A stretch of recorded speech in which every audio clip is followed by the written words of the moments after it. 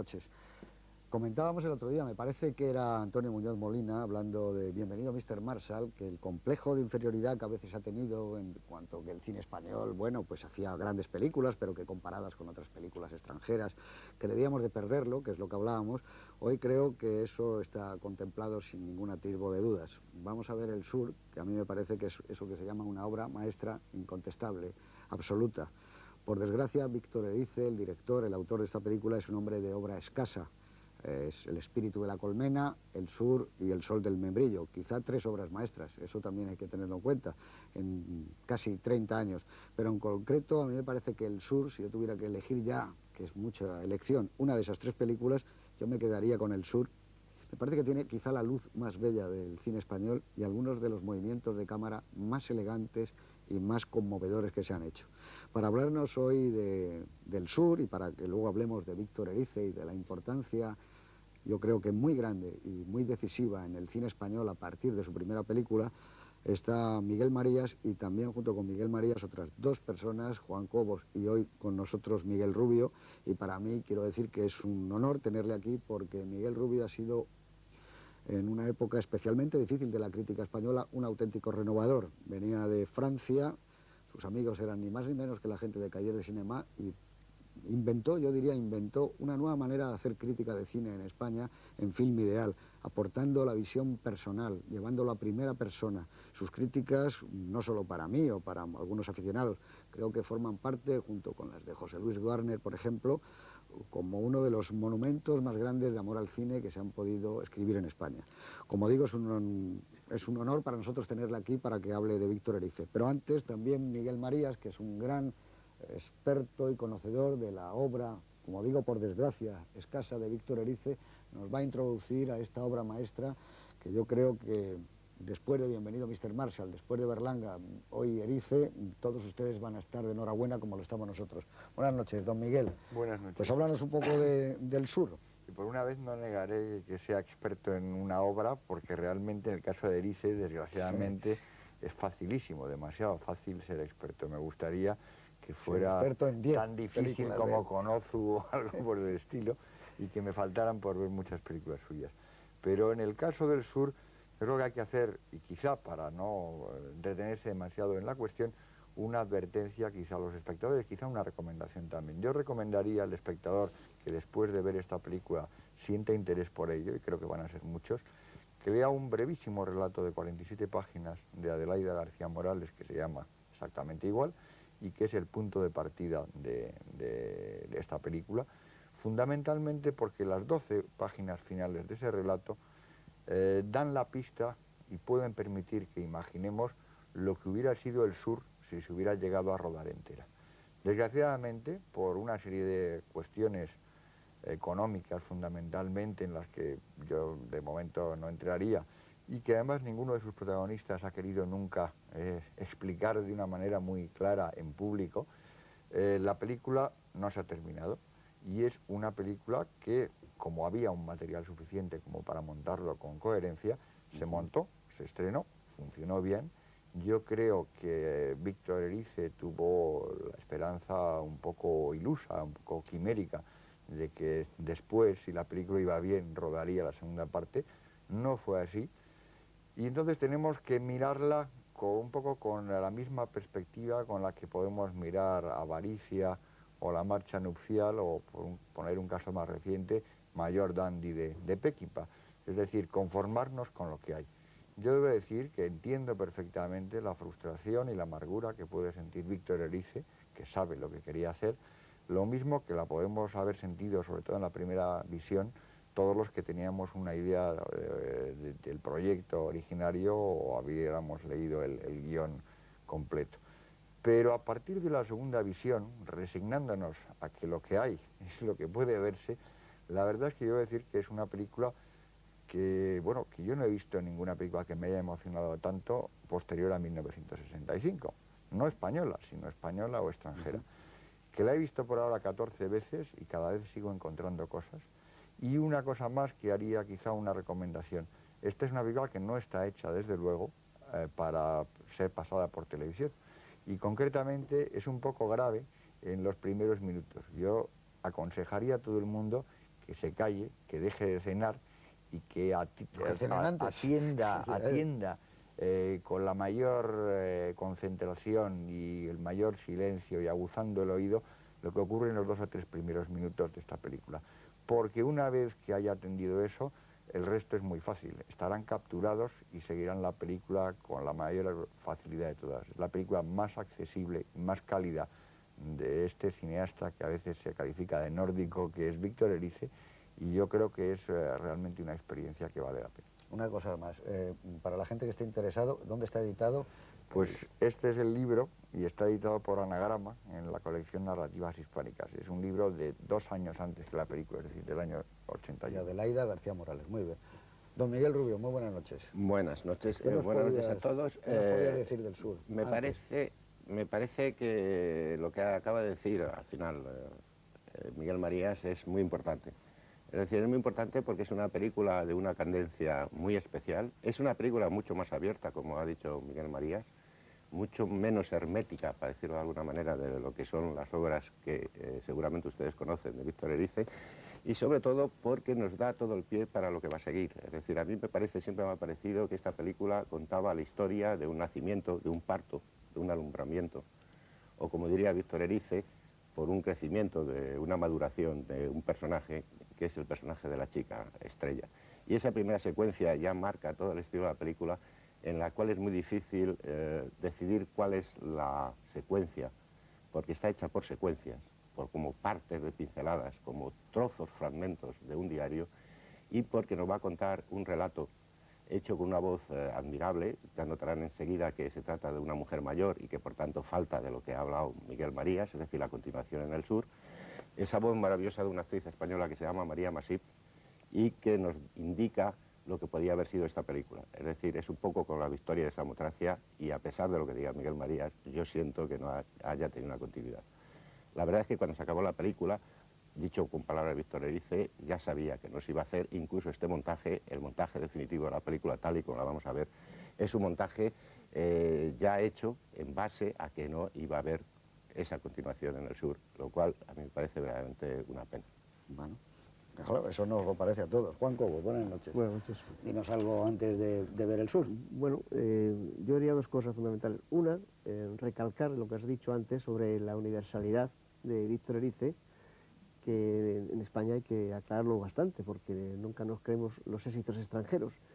Pero te puedo decir que hace exactamente un mes, en la edición dominical del New York Times, había un largo artículo sobre Erice, con entrevista y demás, porque en Nueva York acaban de pasar toda su obra y ha tenido mucho éxito. Cuando ha pasado en Japón, han tenido que prorrogar los días de las películas en cartel. Y yo recuerdo una conversación larga también en Londres con el crítico del Times, que, bueno, en ese momento lo que más le interesaba y lo que me preguntaba y quería y admiraba era Víctor Erice. Bueno, eso se añade a las grandes revistas extranjeras de todo tipo, y es uno de esos grandes cineastas, como dice, de obra escasa, pero de enorme prestigio. Es un director de culto en todas partes, y al que se le admira mucho cada una de las películas que surgen. Y luego lo del final de la segunda parte de esta película, y creo que estamos, algunas de las personas que hemos tenido la oportunidad de hablar largo y tendido con Víctor en entrevistas que están además publicadas.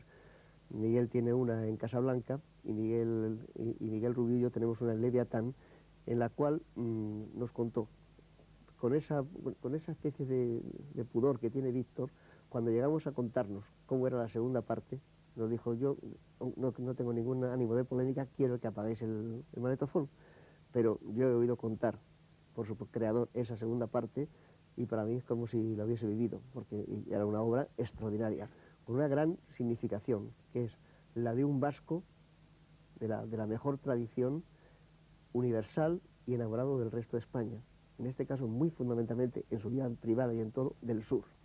Muy bien, yo te quiero agradecer además que estés aquí, porque es la sensación que hemos tenido nosotros, que fue parecida cuando se pasó aquí Ordet, la obra de Dreyer, La Palabra, y que nos dejó también sobrecogidos y nos dejó realmente con un estado especial, mágico y maravilloso. El sur es una película muy reciente, es del año 1983, digamos que es un año cuando rueda Víctor Erice esta película, que muere Rubinstein a los 95 años, que ha sido uno de los grandes virtuosos. También muere Luis Aragón, el famoso poeta francés que un día dijo: el cine es Godard. Muere también Tennessee Williams. Es el año, y parece que hace ya mucho tiempo, pero donde aparece por vez primera el Compact Disc, con una lectura de rayo láser. Naturalmente la Deutsche Grammophon es la que se encarga de patentarlo y venderlo. Se suicida Arthur Koestler con su mujer, que fue un autor que durante los años 40 y parte de los 50 tuvo una gran influencia en la literatura de su tiempo. Su obra Del cero al infinito fue absolutamente de uso obligatorio. También fallece el payaso español Charlie Rivel. Es un año malo para el cine, muere un actor elegante y sofisticado como pocos, como fue David Niven. También fallece Gloria Swanson, la famosa actriz de Sunset Boulevard, y naturalmente otro de los grandes creadores de nuestro cine, don Luis Buñuel, que ha sido un hombre al que tendremos naturalmente en este programa y que ha ido dejando también obras maestras a lo largo de su camino. Fallece también José Bergamín, el filósofo Zubiri, y el cantador Antonio Mairena. Digamos que es un año también bastante gozoso porque Argentina vuelve a la democracia con Alfonsín, que es el que gana las elecciones. Y ya sin más, como le veo un poco más recuperado a mi amigo Juan Cobos, dinos un poco qué te ha parecido esta nueva visión del sur. Pues a mí me parece una película realmente impresionante, y tiene una cosa que en Víctor Erice se ha ido produciendo desde los años 60, que es una maduración interior muy grande y un acercamiento a unos grandes realizadores que en un principio él no admiraba tanto, pero que ha tenido siempre la honradez de confesar que le han transformado su visión del cine. Y en esto está el acercamiento, la reflexión moral de Rossellini, de Nicola Rey, que es una de sus obsesiones, de Ozu y de Mizoguchi. Es un realizador que tiene la cadencia de ciertos de los grandes realizadores japoneses. Claro, porque es un tempo narrativo, ¿no? Y el tiempo de la luz, y la serenidad, y el soportar el tiempo que haga preciso, que haga falta un plano, para de ese plano sacar los matices de un rostro y de lo que está pasando por ese rostro. Yo, por ejemplo, y sé naturalmente su enorme fidelidad y admiración por Nicolas Ray, pero a mí me da la sensación de que se va alejando, no de admiración, pero sí de puesta en escena de Nicolas Ray, para ir más a otra puesta en escena más contemplativa, más de la mirada, ¿no? Mucho más de Ozu, como tú dices. No sé qué os parecerá a vosotros, pero aquí ya los rastros de Nicolas Ray... Bueno, yo creo que hay muchos, pero muy subterráneos. Es decir, lo que no hay nunca en Víctor es ni una cita ni una copia de nadie, pero yo constantemente, viendo esta película, recuerdo que me llamaba la atención, decía, no se parece esto a nada de Ray, pero hay algo parecido. Por ejemplo, a mí la escena esta del diálogo en el Gran Hotel entre Iciar Bollaín y Homero Antonucci, con esa separación, esas pausas que hay entre los planos y los contraplanos, con esas miradas, a mí me recordaba perfectamente la respiración que solo encuentro en algunas películas de Nicolas Ray y en escenas parecidas. Eso está mezclado con un cierto tono que a mí me hace pensar en El río, de la que tampoco hay nada copiado. El inicio inequívocamente me hace pensar en Ordet. Empieza de una manera muy parecida que Ordet, con alguien que se despierta y hay gritos y buscan a alguien por una idea. No se parece nada tampoco a Ordet, no hay nada copiado, pero se nota que hay como esa impregnación muy subterránea y el haber absorbido... que realmente yo creo que es una manera de digerir las enseñanzas de los grandes maestros elegidos, porque yo creo que esto es una cuestión un poco de afinidades selectivas, ¿no? Yo no sé, y ahora le voy a dejar la palabra a Miguel Rubio. A mí me parece, vista ahora, que por ejemplo esa escena del Gran Hotel, que probablemente es una de las mejores o la mejor escena de la película, la resolución de esa escena, de esa secuencia, cuando se levanta Iciar Bollaín y la acompaña a un traveling con grúa, que ahora lo estaremos probablemente viendo, eso ya no es de Nicolas Ray ni de Ozu, eso es de Erice, y nadie lo ha hecho en el mundo tan bien como él. Ese momento en donde el traveling va siguiendo a ella, ella mira por el visillo, la cámara se eleva por encima de la puerta y se ve, escucha y se ve lo del paso doble, a mí me parece que es uno de los momentos más hermosos de la historia del cine en España y probablemente de otros cines, ¿no? Bueno, yo creo que sí hay una referencia clara a Ordet. Yo creo que ya empieza a influir mucho Rossellini y Renoir en él. O sea, yo sí creo que Nicolas Ray le explica que no tenía la posibilidad de los decorados para hacer la puesta en escena que podía hacer el Rebelde sin causa. Por ejemplo, hacía referencia a la escena de la comisaría al principio. Es decir, él se mueve en unos términos distintos y él pertenece, yo creo, a otro mundo, a un mundo que tiene que ver más, por ejemplo, en El sol del membrillo, que a mí me parece una obra absolutamente admirable, me parece una obra maestra, me parece incontrolable. Yo sí diría que es la película que más me ha emocionado en los últimos 20 años. En El sol del membrillo se nota mucho la influencia de Rossellini. Yo creo que aquí sí está presente mucho Renoir y una cosa que él parece que asume, que lo recupera, que es un cierto lenguaje que tiene que ver con el cine mudo. Y sin embargo no nos está haciendo cine mudo, es decir, está haciendo una puesta en escena que tiene que ver con la puesta en escena que se hace en el cine a partir de los años 40, pero recupera esa manera de mirar de Dreyer, del Griffith de los años 20, 19, 20, Delirios rotos, de esa cosa en la que cada plano trata de como asumir, como de recoger algo que está solo en ese plano. Es decir, y a mí sí me parece que, por ejemplo, Dreyer está tan presente que, por ejemplo, Homero Antoniuti recuerda mucho al Johannes de Ordet, al Johannes de Ordet, y muchas veces uno tiene la sensación de que él está. Es decir, el cine de Rice tiene un sentido que no es el de Nicolas Rey, tampoco es el de Renoir y tampoco es el de Rossellini, con las que yo creo que es el de Rice. Tiene una cosa encantatoria, es decir, está buscando una forma del encantamiento de las propias imágenes. Por ejemplo, esta película es absolutamente imposible de reconocer como una escena, es decir, siempre son secuencias, es decir, tal y como monta las elisis, el paso de una escena a otra, con los pocos medios expresivos que está contada la película. Es decir, no se puede separar una escena de otra, es decir, tienen una especie de mundo subterráneo, transcurre algo por debajo de las imágenes que le hace un cineasta realmente muy personal, es decir, no existe nadie como él, es decir, también hay Bergman. Es decir, yo creo que en el 83 Bergman hay también. Pero hay un cine de la quietud en él. Hay algo de la quietud, hay algo de los cuadros de Rembrandt, de Vermeer. Claro, tiene mucho. Vermeer está clarísimo. Vermeer está muy claro, ¿no? Pero incluso dentro del plano, por ejemplo, hay un momento a mí, a la primera vez que empieza la niña, ha hecho la comunión y la cámara sale para atrás en un traveling muy suave, luego vamos viendo la mesa, vemos a la gente que está con la mesa, está sonando con el acordeón el pasodoble en el mundo, es magnífico el plano. Pero en el momento que entran en cuadro el padre y la hija se produce una conmoción en ese plano, es distinto y no se ha tocado el plano, sí, solo se ha echado un poquito para atrás.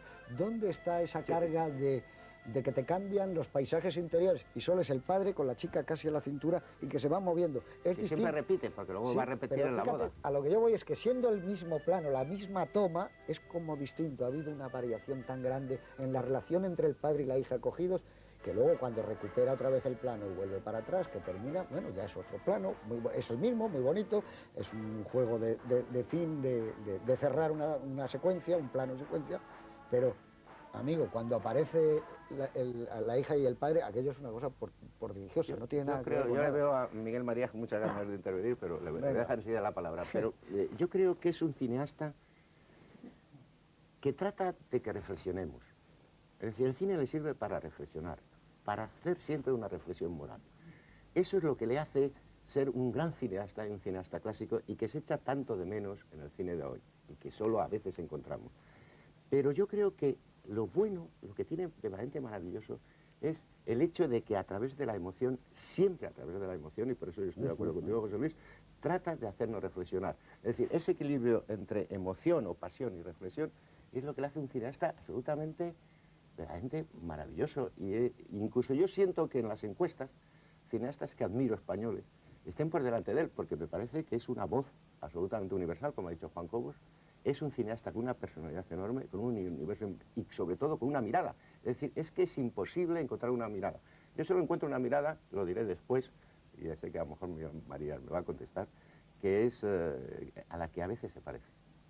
Bueno, a ver, que decía que tenía muchas ganas de hablar.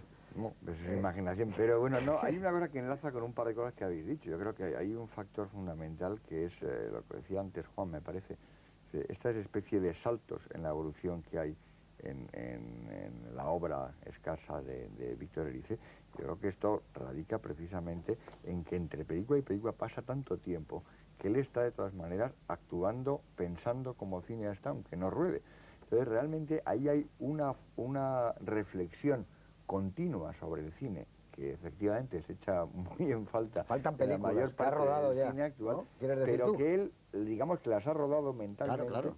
y cuando de repente hace una cada 10 años, esperemos que la próxima tarde menos que en las anteriores Va lapsos, camino ya. realmente ahí Eso ha hay pasado 3. toda esa especie de reflexión cargada, y eso lo aplica directamente a una mezcla de emoción, intuición y proximidad, pero que es una proximidad que está cargada de esa reflexión. Por eso no es nada teórico, contrariamente a la fama que puede tener, sino que ahí es el lado en el que confluye más con Renoir, que como digo no son cosas de copia, sino es esa especie de libertad que tiene Renoir, y que de repente pues parece que es un cine de planos fijos, pero de repente cuando hace un travelling absolutamente necesario, preciso y precioso, como en el caso que has mencionado de la escena del baile, que encapsula en un cierto momento ese instante mágico que es el fin y la culminación de la relación de la hija con el padre en la etapa infantil, ¿no? Y eso mismo ocurre en varios otros momentos de la película. Hay un poco captar, que tiene que ver con lo que decías tú sobre el cine mudo, ¿no? Captar la esencia de los momentos, y fundamentalmente una esencia que es la emoción. Y en eso realmente no aplica nada teórico, ni intenta imponer un estilo. Creo que es un cineasta con un estilo totalmente propio, pero que no hace efectos de firma, como hay tantos cineastas actuales que llevan, digamos, la firma por delante y lo después ya veremos. En definitiva, perdona, José Luis, yo creo que él, voy a ser muy breve, es decir, él quería hacer el río. Fijaros la diferencia que va entre el río de Renoir y esta película. Y sin embargo, ahí está el río. Es decir, eso es lo que me parece admirable, que trato de explicar o de hacer un pequeño pie de página que dice Miguel María. Es el río y sin embargo, fíjate, Sí, pero además... la historia de una niña, Sí, claro. la vida y la muerte, es decir, la muerte del padre le permite la vida a esta niña y sin embargo, es decir, cualquiera hubiera hecho una imitación, un remedo, una simulación, un simulacro, es decir, él hace esta película tan entrañable, tan concisa, tan sobria, Tan secreta. tan serena. Y tan secreta. Tan secreta, eso conmigo. Porque es un cineasta muy secreto, ¿eh? Mucho. Y además Víctor es una cosa, tú te das cuenta, yo creo que en Víctor además, él filma el aire. Y filma el polvo y los momentos... Esto que decía más Elie Forêt maravillosos. sobre Velázquez. Claro, ¿no? él filma todo eso. Y además Vermeer. tiene una Los cosa 20 extraordinaria que es lapsos. una espléndida dirección de actores. Si habéis asistido en el proceso, como a veces nos pasa con Víctor, de encontrar todo de vez en cuando y que estuviese preparando una película, Víctor cuando empieza a rodar tiene la película ya reflexionada hasta tal punto que conoce cada gesto, cada cosa, pero lo tiene además llevado al terreno de la emoción, que eso no insiste mucho él porque no es un director cerebral, a pesar de ser un hombre de mucha reflexión, no es cerebral al hacer las películas. Tú pensar un momento cómo está aquí Rafael Aparicio. La escena de Rafael Aparicio con Sonsola Aranguren. Pues Aparicio es el sur. Sí, claro. Es el acento. Y por eso el color. el río es la luz que él quería para la segunda parte, para el sur. Hay un río que se llama el Guadalquivir. Sí, pero él quería eso. Él dijo, yo el río, dice, mientras rodaba la película yo veía el sur todo el tiempo, porque esperaba dar esa luz en la segunda parte. Entre este norte frío, aterido, desangelado, donde, como dice Rafael Aparicio, pero aquí nunca hace calor, hasta ese sur que iba a ser como una explosión de luz. Cuando lo explicaba Víctor, es que realmente estaba viendo la película. No, y además una cosa importante de la segunda parte era también que abandonaba él en su carrera el mundo de la infancia y pasaba ya a un mundo de la adolescencia y de un tipo de relaciones distintas con el chico. A ver, es que realmente en ese sentido la mejor táctica, dado que es maravilloso lo que hay, es intentar olvidarte del otro, pero cada vez que te acuerdas, la verdad es que da muchísima rabia. Y además hay un elemento que está muy claro, esta película tiene un grado de precisión y necesidad en cada plano, que lo que no hay es falsas pistas ni nada por el estilo. Quedan como hilachos sin rematar que conducían hacia algún lado, y ese hacia algún lado que en principio además es el sur, invocado por el mismo título, que nunca aparece. O sea, es, digamos, el sur ausente y se queda en la nostalgia del sur, pero digamos que esto es, digamos, la introducción, la entrada, el proyecto de la película, y de repente pues se ha quedado ahí por la mitad. Esta mitad que tenemos es maravillosa, pero efectivamente hay momentos en la película en los que tú dices, realmente lo que nos hemos perdido. Sí, sí, no, eso es evidente, pero luego hay cosas, por ejemplo, la escena esta que hablaba antes Miguel Rubio, el padre y la hija, a mí me parece que esa es de una hondura tan enorme entre una relación paterno-filial que eso es impresionante, esa escena. Probablemente por cómo está hecha, mucho más a lo mejor porque los diálogos pueden ser equiparables a otras películas, pero si os habéis dado cuenta, los planos contra planos no están cerrados, sino que siempre están muy abiertos, como hay una especie de separación. Claro, están absolutamente abiertos y él compone muy bien con el sitio ese que está muy bien elegido, porque claro, hay una virtud que yo creo que él ha ido ganando de una película a otra, o de muchas películas que no ha hecho hasta que ha llegado a esta, como tú decías, y es que compone tanto en interiores como en exteriores de una forma verdaderamente magistral. La vista de Ezcaray al atardecer es como la vista de Delft, pero los interiores son como los interiores cuando Vermeer saca al astrónomo o saca a la señora leyendo la carta. Es decir, que hay una especie de secreto tan grande en una cara como en un paisaje que eso sobrecoge, porque a mí me parece que eso es lo que tiene una verdadera obra maestra, que te pone incluso nervioso porque no la puedes atrapar, porque nunca vas a poder dominar el sur, nunca vas a poder conocer exactamente el sur, y eso me parece a mí que es lo grande de esa obra, se te escapa que te escapa, que es inabarcable, ¿no? Y como toda obra maestra, permite una visión continuada y siempre con el mismo placer, con el añadido de que además descubrirás algo que antes no habías visto. Alguna cosa más, sí. No, pero por ejemplo, recordando la escena que tú dices es magistral, la de la comunión, fijaros cómo nos lo prepara. Fijaros cómo este tipo, que se llama Víctor Erice, amigo nuestro, lo prepara. Cuando primero llegan, toda la secuencia completa, es decir, la espera, la llegada de la abuela y de Milagros, la criada que hace Raquel Aparicio, la conversación con ella, va a hacer la primera comunión. La primera comunión, cuando la están preparando, se oyen tiros, echa a correr, ese plano es absolutamente magistral, cuando echa a correr abre una puerta mira hacia el exterior, sigue oyendo tiros y se ve un monte absolutamente pelado, un monte a la vez, es decir, un monte ahí y se oyen los tiros, es decir, nos está cargando de emoción para esa escena. Es decir, de pronto la niña hace la primera comunión y descubre a este laico, probablemente ateo, a este hombre que no tiene nada que ver con la iglesia, escondido en la parte de atrás, lo ve, ella se ilumina y de pronto viene la escena de la conmemoración. Es decir, es esa manera de contar lo que es en Víctor Erice absolutamente impresionante. Esa manera de mirar. Y nuevo, es decir, yo pienso que es nuevo, es decir, esa manera de contar que tiene mucho que ver, yo creo también porque, y en eso le doy la razón, bueno, por supuesto que tienes toda la razón, Miguel, en que no es un cineasta que solo cuente con el cine. Es decir, yo creo que lo que tiene la ventaja es que tiene una profunda cultura de montones de cosas. Es decir, por tanto, a él no le satisface imitar a un cineasta, hacer un plano como, una secuencia a la manera de... Es decir, ahí está todo imbuido de secretos. Por ejemplo, ¿cómo narra este hombre unos recuerdos, unas memorias, un carnet de notas que escribe esta mujer después, en la voz maravillosa de María Mas? ¿Cómo la cuenta? Es decir, parece que nos está pincelando. A mí me recordaba mucho, y por eso yo decía que iba a hacer una referencia, pues hay una película de Truffaut, en alguna de las películas se parece a Truffaut. Es decir, ¿en cuál? En la historia de la H, en las dos inglesas y ese horrible título que se llama, y el continente. Es decir, yo siempre la llamo las dos inglesas y el amor. Es decir, en El Pequeño Salvaje, yo creo que El Pequeño Salvaje influye.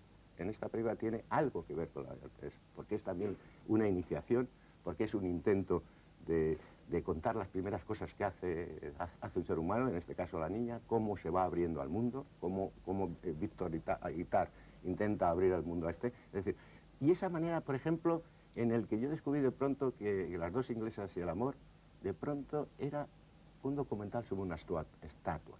Es decir, cómo este tipo que era un escultor, de pronto, ¿os acordáis aquel plano que se ve la escultura de Rodin, el Rodin y tal, dice, si lo que me está contando es la historia de estos dos como si lo estuviera cincelando como hace un escultor. Y eso es lo que me parece admirable de esta película. Esta película está como cincelada, o si queréis también como pintada. Es decir, es como una serie de retablos de pintura que a la vez, lo que pasa es que hay un transcurso interior, que es como un río subterráneo, que nos va contando una historia maravillosa, y es ahí en la que echamos de menos, porque claro, tenemos necesidad de saber qué va a pasar con esta chica que sabe la vida, por ejemplo, ese momento final de ella que dice, ya no le volveré a amar, deja allí solo, abandonado, es decir, ya no volví a hablar con él, es decir, el padre en la escena del hotel. Es decir, ¿por qué? ¿Qué pasa ahí? Es decir, ¿qué le va a pasar a este ser humano? Es decir, eso es lo que nos está contando. Entonces, yo insisto mucho en que cuando le conoces bien, ha visto que está muy interesado por todo. Es decir, el cine es su gran pasión, como es seguramente nuestra gran pasión, pero que en él hay montones de cosas subterráneas, de pensamientos sobre estructuras, sobre el arte, sobre la estética, sí, claro, sobre la moral mucho, que le hacen que tenga esa cosa tan cálida y tan realmente apasionante, que es sus películas. Tú decías, por ejemplo, lo de la pintura. Hay un momento en la película que a mí me parece que es de los mejores, que es Homero Antonietti tumbado en esa cama cuando le avisan de que el tren va a salir. Eso es como si fuera ya realmente un cuadro y que empieza a cobrar vida suavemente. Y entonces aquello se empieza a recuperar de la pintura para el cine y del cine para la vida. Entonces, son esas transformaciones que a veces da el arte, que son prodigiosas y que se pueden contar muy pocas veces, ¿no? Porque tiene esa serenidad, esa majestuosidad, esa especie de tranquilidad que tienen los grandes maestros, sobre todo de la pintura, esa especie de quietud y de calma, o yo no sé si es sosiego, pero ese es un momento prodigioso, hasta que él cierra otra vez los ojos y se queda dormido, ¿no? Prácticamente ahí me Antes parece hace una cosa maravillosa, cuadros. hace una cosa maravillosa, José Luis, se le ha acabado el tabaco. Sí, sí, es decir, el solo paquete ideal a es que lo una deja. persona que domina de tal manera, es decir, los famosos ducados que aparecen, es decir, se le han acabado, es decir, bueno, toda esa secuencia es la que yo... Ideales, yo creo que es son. la que yo elegiría. Son ideales, ¿no? Las secuencias, ideales, ¿no?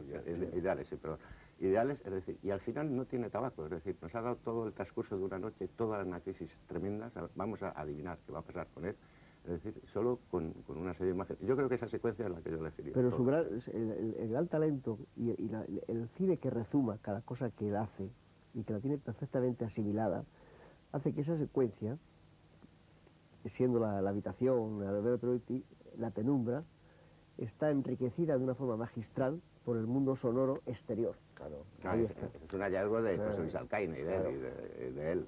Pero el mundo exterior supongo que será... El frío. Me gustaría el frío Juan, está. yo creo que la secuencia no es esa, es decir, la secuencia empieza leyendo la carta de Laura. Es decir, todo ese proceso que llega hasta que él entra en la casa, incluso hasta que él entra en la casa, recordáis que ella dice debió volver muy temprano, porque ella se inventa muchas realidades, es decir, muchas de las cosas que las sueña, las imagina, se las inventa, ¿no? Como dice era una imagen tan, dice al principio, era una imagen tan densa que en realidad yo me la inventé, es decir, eso es lo que está haciendo, se está inventando la realidad, lo que pasa es que está muy conexionada con la realidad.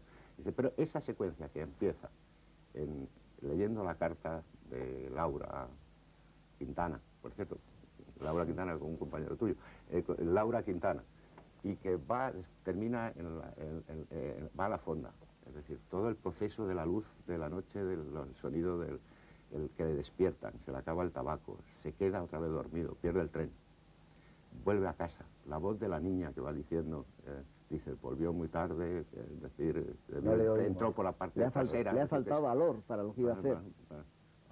Es decir, toda esa secuencia que termina realmente después, que es ella con el péndulo, y después el padre arriba. ¿Recordáis? El padre arriba, ella que está en un balancín, los dos se miran, él está inquieto en la parte de arriba, en el desván, se miran y dice, es absolutamente admirable cómo va jugando con una serie de elisis y cómo nos va cogiendo como trozos de la noche. Yo no sé cómo decir esto cuando digo lo de eso, es decir, como trozos para contarnos una historia y para emocionarnos de esa manera. Es decir, eso yo no lo he visto a nadie. Sí, yo creo que eso que dices tiene que ver con un par de equívocos que hay sobre Víctor. Que es decir, Víctor, aunque tiene fama de que es como muy abstracto y toda esa historia, porque es muy sobrio y muy austero, y por otra parte, hasta parece que es un hombre que no cuenta historias, lo que ocurre fundamentalmente es que es un grandísimo narrador, es un muy original narrador, y que lejos de ser un cineasta minimalista, como alguna vez se ha dicho, usa absolutamente todos los recursos. Utiliza la luz como pocas veces en el sonoro se ha utilizado, y es un lado en el que enlaza con el mudo. Utiliza la pintura, porque la pintura aporta efectivamente composiciones, mezclas de colores. Utiliza el sonido también de una forma totalmente deliberada. Entonces, utiliza un poco todos los recursos posibles y, claro, luego hay esa imagen de que es un cineasta, como si dijéramos, frío, cuadriculado y súper austero. Es decir, yo creo que no tiene nada que ver en realidad, por ejemplo, con Bresson, aunque pueda tener algunos momentos de confluencia también por esa especie Sí, de la sobriedad, la exigencia de los medios. Pero es una exigencia quizá moral y el no hacer más de esto. Pero al mismo tiempo lo que tiene, y que no se suele llamar la atención sobre ello, es una riqueza en el empleo de los recursos del cine, que no es espectacular, no es llamativa como en otros casos, que en ese sentido no es como lo que decíamos, se lee mal, digamos, no hay el esplendor así visible. De la exuberancia, claro. No es exuberante, es retenido, es contenido, pero yo creo que utiliza absolutamente todos los recursos del cine de una forma minuciosa, precisa, exacta y al mismo tiempo discreta. Y misteriosa. Es decir, por eso se comprende esa especie de liaison, de relación especial, perdón por utilizar el francés, esa relación tan estrecha que da posible esa obra absolutamente insólita en la historia del cine, que es El sol del membrillo. Es decir, porque yo no conozco a nadie que se parezca más a Víctor Erice que a Antonio López. Pero pasa de la pintura, los dos son dos. que está tan presente en esta película, y parece que el paso siguiente tendría que ser, como lo fue, justamente la pintura de un gran maestro.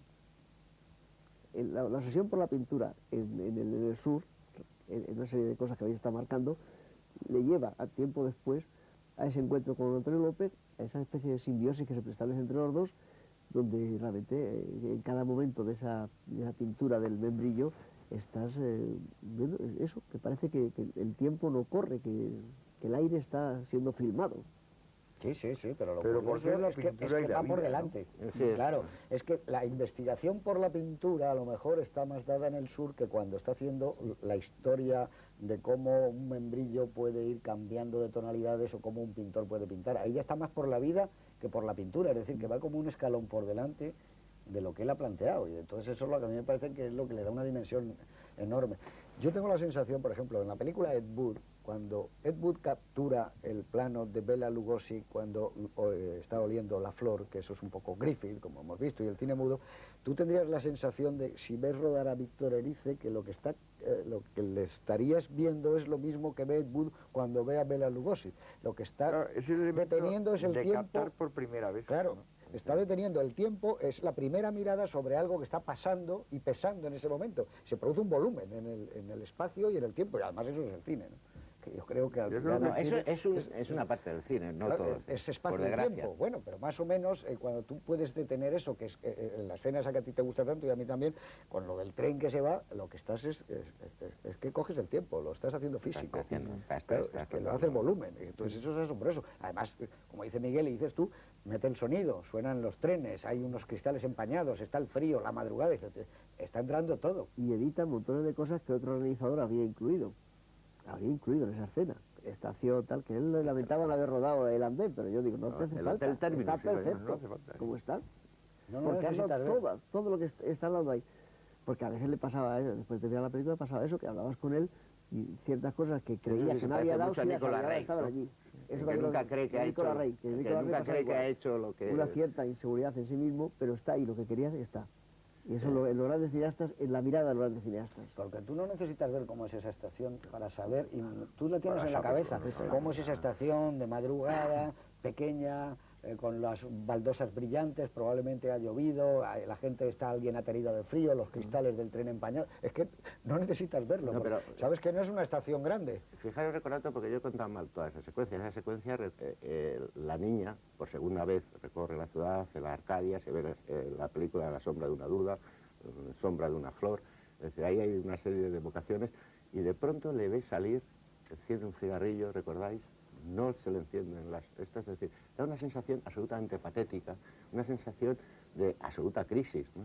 de como la va a ver finalmente, es decir, una crisis absoluta, es decir, este hombre que alguien se le acerca, que da el cerillo, pasamos a la fonda, es decir, todo ese proceso, es decir, ese proceso de iluminarnos sombras, iluminar una serie de sombras que nos van dando la crisis de un hombre y la posibilidad, que es lo que cuenta la película lo que nos cuenta realmente es un mandato, el mandato que le hace el padre con la confesión final del péndulo y que le dice, investiga, entérate, sé libre, crece, te quieres enterar qué me ha pasado, es decir, porque siempre está contando historias de vencidos, es decir, recordar esa especie de silencios que había en el espíritu de la colmena, entre Fernando Fernán Gómez y la mujer, es decir, el mismo fracaso rotundo que ya se ve venir y que es un suspense. Dice, ¿cómo nos cuenta el fracaso de Antonio López haciendo un cuadro imposible? Es decir, esos mitos, que uno es la luz, yo creo que en el membrillo es la luz, aquí es la película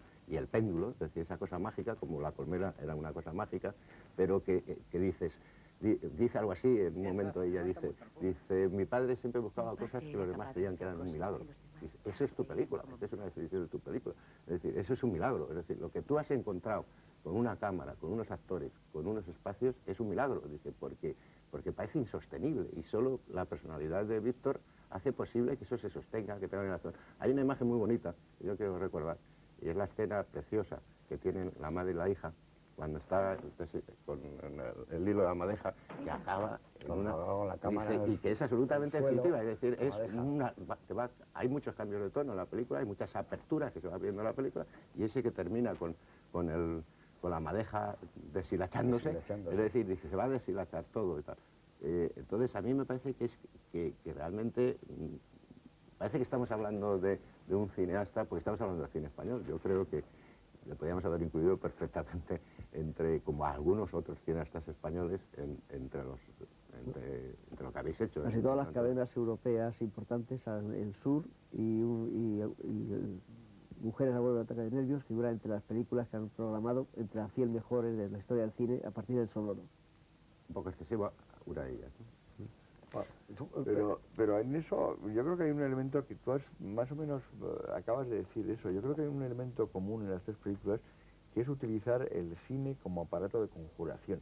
Es decir, hay un momento en la primera película, digamos, las niñas sueñan con Frankenstein y aparece el fugitivo. En la segunda película hay todo el elemento con el péndulo y el hombre que encuentra el agua, y que es curiosamente un médico. Es decir, es un médico que al mismo tiempo es una especie de chamán, ¿no? Y luego, por otra parte, en la tercera, que ahí también incluso aparece en el sueño la cámara como también elemento mágico, que es un lado que curiosamente a quien remite de pronto es a Murnau también, y un lado que aparentemente no asociarías con Víctor, y es el de la cámara como aparato mágico que transmuta, hace como alquimia con la realidad y con la luz, ¿no? Es que a la magia le gusta mucho. Que el lado misterioso de Víctor es que tiene muchas ramificaciones, realmente. Y una cosa, y para la gente que habéis hablado y le habéis puesto en expectativa y con grandes esperanzas, nunca mejor dicho, si esta película está dividida en tres partes, una primera parte sería desde el arranque de la película hasta que la niña pequeña hace la comunión, Sonsoles Aranguren. Hay un momento maravilloso, que es esa niña que coge la bicicleta y hay un encadenado prodigioso. Ha cambiado todo, ha cambiado la luz, ha cambiado el suelo, las hojas, ese paso de tiempo maravilloso, y esa niña regresa. Ahí empezaría un segundo tempo de la película.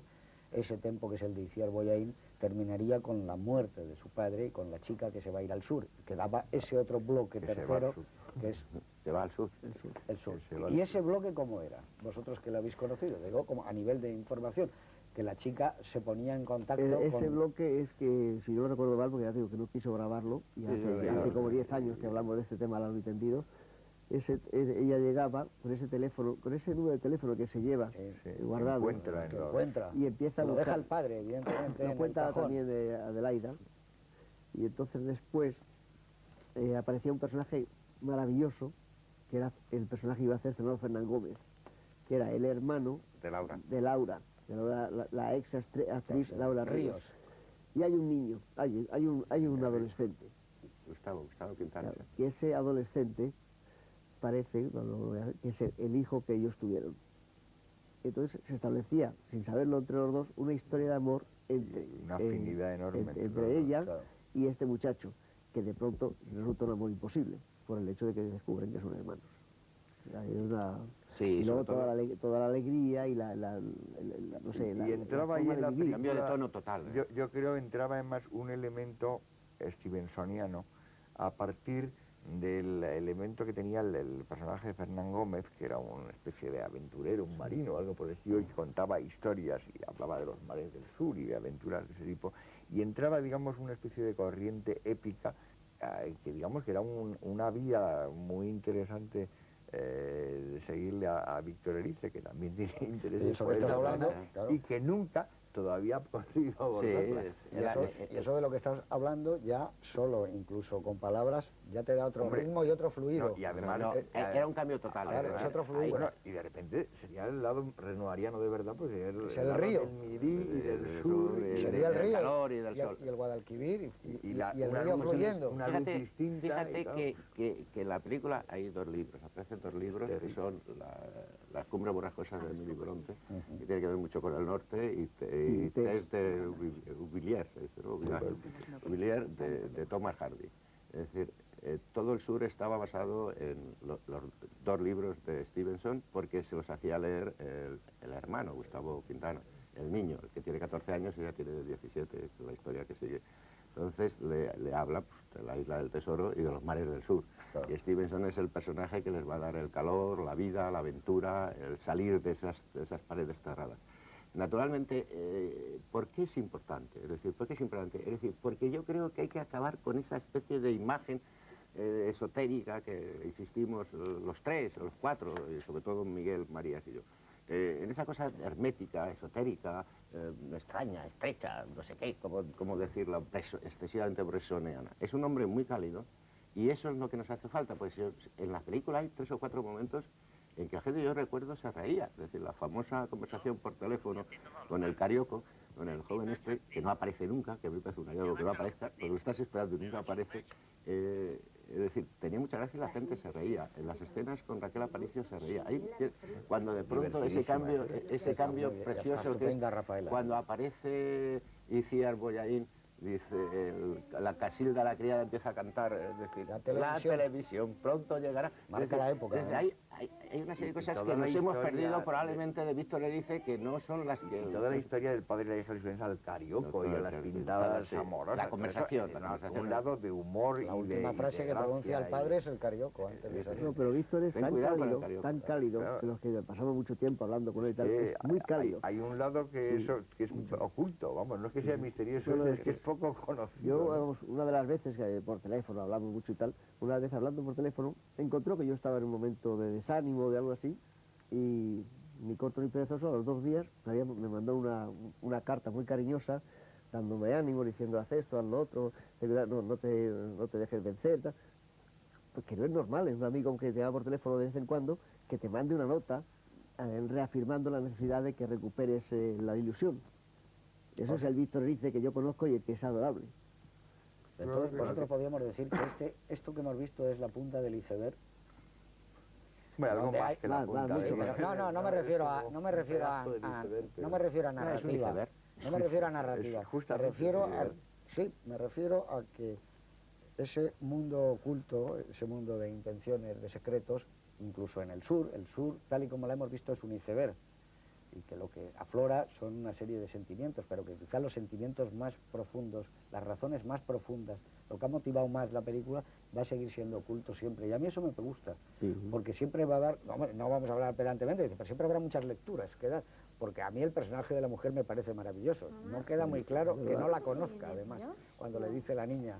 Si tú te fijas exactamente en la interpretación de Lola Cardona, que es otra mujer que está extraordinaria en la película, mamá, ¿tú conoces, ¿lo conoces? No, pero ese es un no que nunca es un no, no. definitivo, ¿eh? No, yo en cambio, sin embargo, te contradigo. ¿Sí? ¿Tú crees? Yo Creo que no, tengo que no muy tiene claro. noción, y es una de las cosas misteriosas que a mí me quedan de la película. Yo creo que no la conoce, y además hay algunos pies. Recordar la escena cuando, después de lo que yo llamo el parto, es decir, de cuando ella ha desaparecido y tal, y pasamos al tren, a la que ella se la ve dormida, es cuando dice una serie de cosas. Dice una cosa muy importante, es decir, que se estuvieron moviendo durante mucho tiempo, cosa que pasó después de la Guerra Civil a mucha gente claro. en este país, y que por tanto no sabemos cómo conoció a Lola Cardona, que no tiene nombre en la película. Por cierto, es verdad que está espléndida. Es decir, a mí me parece una actriz, siempre me ha parecido una gran actriz de teatro, y en las pocas ocasiones que ha tenido en el cine con Víctor y con Carlos Saura ha demostrado que es una actriz espléndida. Maravilloso, maravilloso. Y sin embargo yo tengo la sensación de que no la conoce, de que no la miente, de que no conoce a Laura, a Irene Ríos, ni... Le pregunta por Irene Ríos. No la conoce, pero yo creo que sí sabe que existe, vamos, que es distinto, ¿no? Yo creo que no, yo creo que en el mundo tan oculto de este Johannes, que es Homero Antonetti, que por cierto a mí es un actor que no me gusta nada, en esta película me parece espléndido, lo tengo que decir. Es decir, está espléndido, es decir, me parece espléndido. Yo creo que no se lo contaría, es decir, es un hombre lleno de secretos. Yo creo que quiere contar su historia a la niña nada más. Pregúntale. ¿Eh? No, claro, dice pregunta. Pregunta. Es decir, yo creo que es una relación, y esa sí que es una relación que es muy importante para entender yo creo, a Víctor Erice. ¿Por qué le apasiona tanto la relación padre-hijos? ¿No? Yo creo, Miguel, que él va a ese hotel dispuesto a no perder a su hija. Es decir, yo si tengo que contárselo a mi hija, yo te lo cuento, y para eso la invita a comer y la lleva allí, y él fuerza la situación para hacerle para que él pueda decir, pregúntame. No, sin embargo, José Luis... Porque él está alejándose de su hija son dos partes. Y la quiere enormemente. Claro que son dos partes. Yo elegiría la segunda. La segunda parte, a partir del momento en que él se lava la cara y que vuelve, que es el famoso plano del baile, que es una repetición porque ve la gloria del amor que está buscando, la gloria física que ha vivido con su padre antes. Pero siempre hay dos escenas, una y otra. Es decir, siempre hay como un juego de balanceo. Hay una escena, luego otra. Pasea una vez, el cine, es decir, siempre hay dos veces el café, siempre va es el péndulo, siempre va de un sitio a otro, va de una escena a otra. Es decir, a mí me parece que al final, una cosa que me parece emocionante, es muy graciosa, es casi divertida la primera parte de esa escena en el Gran Hotel. Sin embargo, la segunda parte, a partir de que él se lava la cara, se refresca, toma mucho coñac, que es una cosa muy graciosa, muy de la época. Es decir, toma coñac, ahora tomaría whisky, yo tomaría otra cosa. Es decir, y vuelve, la niña ve, se levanta y dice la tremenda frase, le dejé solo y era la última vez que iba a hablar con él. Es decir, ahí le vemos en una crisis absoluta. Él intenta, en la primera parte, hablar del carioco, tal, pero a partir de que se lava la cara, hay una reacción muy curiosa de libertad de ella, ¿eh? Es decir, parece que ella asume la madurez, ¿no? Que parece que dice, no quiero saber nada, es decir, va a seguir obsesionada por eso, pero hay una especie de liberación de ella, de crecimiento, ¿no? De maduración de ella, pero a él le vemos ese plano tan largo, ¿recordáis? En el fondo, ese sitio tan solitario, con la música de España Cañí, creo que es España Cañí. En el mundo. En el mundo. En el mundo. En el mundo. En el mundo. Es decir, yo creo que no, es la misma música que en el baile. Además lo dice él, y está perfectamente doblado por Chus Nieto, yo creo que sí, que dobla ese momento en el mundo. oyéndose, y es aquel solo, en aquel plano tan largo, en eso sí que podía ser de Nicolás Rey, es decir, ese plano tan solo, tan abandonado, tan perdido, es decir, tan perdedor. Tan Que ahí es donde está Nicolás Rey, porque aquí son perdedores, porque la mujer es perdedora, él es porque perdedor. buscan su refugio, todos buscan su refugio, no lo encuentran. Esa es la historia. Además, esos son los exiliados interiores de todas las películas de Dramático también, ¿no?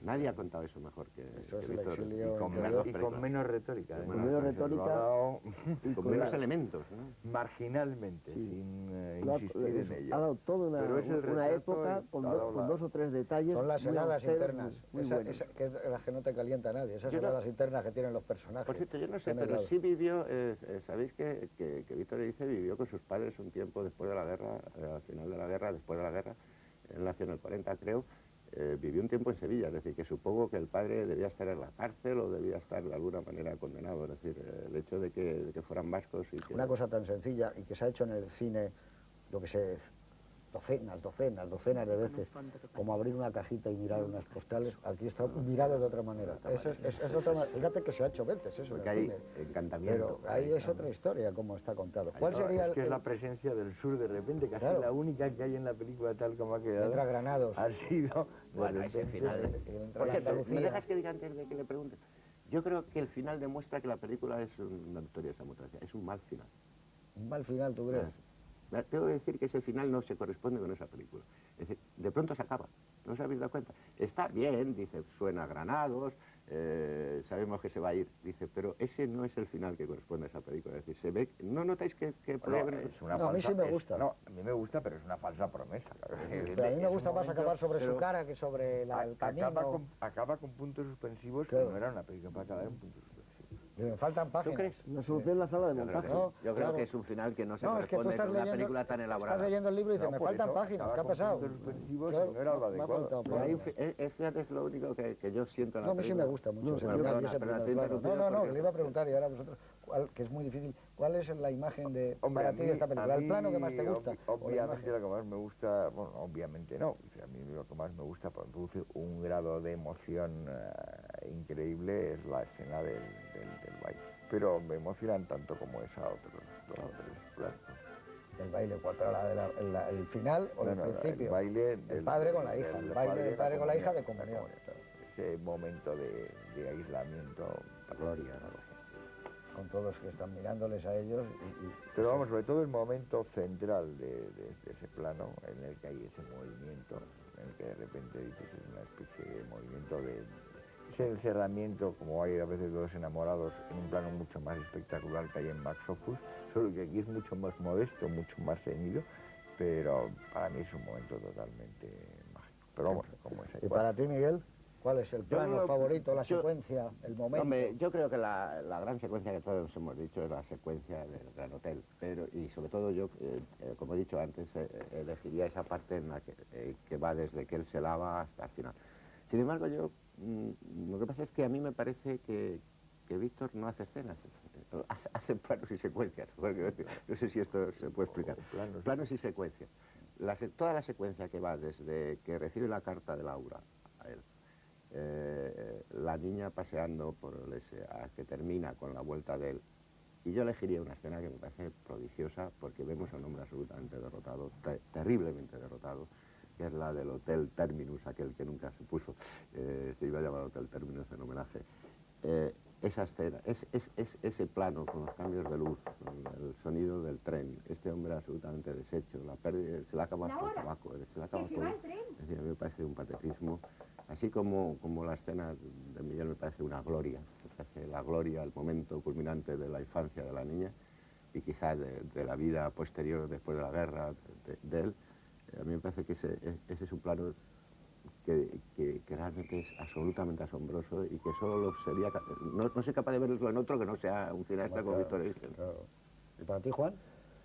Hombre, a mí hay un momento que no tiene aparentemente esa brillantez, pero que me parece extraordinario de forma cómo lo ha escrito, cómo lo ha pensado y cómo lo ha realizado, que es el encuentro entre su verdadera madre, que sería el personaje de Rafael Aparicio, y él.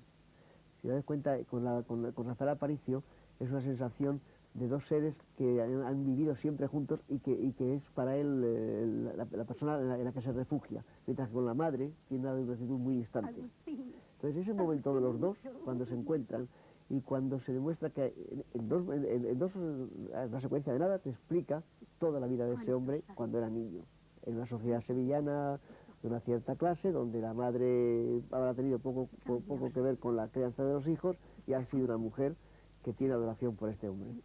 Bueno, yo he dicho antes el plano este de Traveling y Grúa cuando sube y la cámara nos descubre la boda, pero yo también decía antes que es que está llena de momentos mágicos. Yo voy a coger otro, claro, porque ese ya lo había dicho antes. A mí hay un momento que me parece portentoso, que es cuando él está escribiendo la carta y la niña aparece tras la ventana. Y entonces él abandona la carta y se queda el coñac, se queda la pluma y se queda la carta, y entonces vuelve a recuperarlos a través de la ventana. Ese es un momento de esos... Ha tenido suerte porque yo lo había dicho. Otro momento increíble es este que ella está esperando a que él salga del cine y la voz en off dice, hacía tanto frío. Para mí es un momento también impresionante. No es nada, ¿no? No es nada llamativo. Hay un plano precioso también que es la de la tienda de fotografías, cuando ella ve que su padre se fija, que pasa y mira. Ese es un momento, un patrimonio. Está hablando de unas relaciones... verdaderamente, yo tenía un título para esta película que habla de sombras siempre, es decir, que es algo así como que larga es la sombra de un padre, ¿no? Fíjate tú el título con que empieza una cita de Helderling, con la que empieza el cuento de Aida García Morales, dice, ¿qué podemos amar que no sea una sombra? Una sombra. Sí, o sea, quiere decir que ha asumido hasta esa frase, ¿no?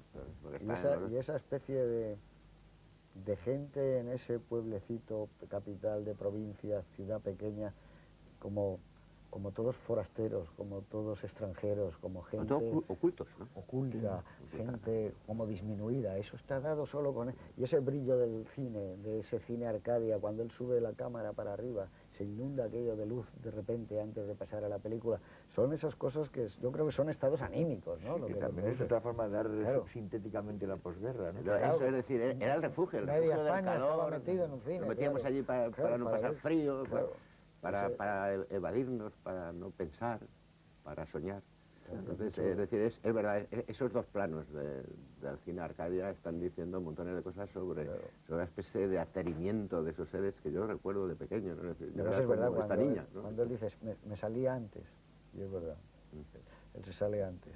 No vemos la salida de la gente del cine, el vaho en las bocas, el frío, no, sale él solo como algo furtivo, como algo fugitivo, ¿no?